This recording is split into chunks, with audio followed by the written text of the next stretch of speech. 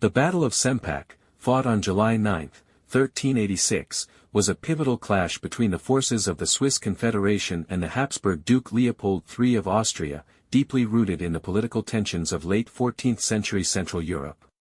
At this time, the Swiss Confederation was still a young alliance of rural communities and small towns, including the cantons of Uri, Schwyz, Unterwalden, and Lucerne. The Swiss were seeking greater autonomy and had been increasingly defying the authority of the Habsburgs, who considered many of these territories their hereditary lands. The immediate cause of the battle was the expansionist policy of Lucerne, which had acquired the nearby town of Rothenburg, an act perceived by Duke Leopold as a direct challenge to Habsburg authority. In retaliation, Leopold mustered an army consisting of approximately 4,000 men, including a large number of heavily armored knights drawn from Swabia, Tyrol, and Austrian nobility. The Swiss fielded a much smaller force, around 1,500 infantrymen, made up of peasant militias, city troops, and experienced halberdiers trained in mountain warfare. As the Austrian army advanced into Lucerne territory, it was burdened by its own size and aristocratic arrogance. Confident in their superiority, the knights anticipated an easy victory over what they perceived as a ragtag band of rebels. The two armies met near the village of Sempach, in open terrain bordered by forest and hills. The Austrians deployed in tight ranks, with their knights dismounted and arranged in a dense block to counter the Swiss infantry.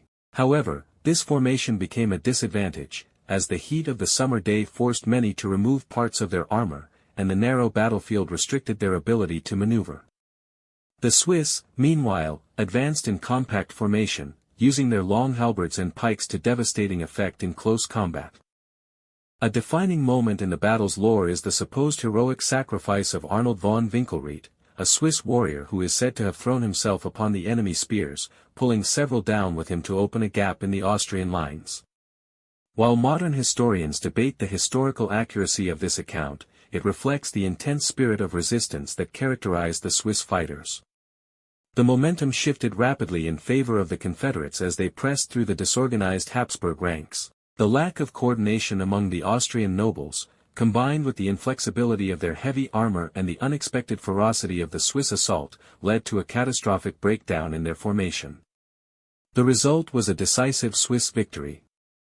Duke Leopold III was killed in the fighting, reportedly cut down by halberds along with dozens of Austrian noblemen. The Swiss suffered casualties too, but their losses were far fewer, and their triumph was complete.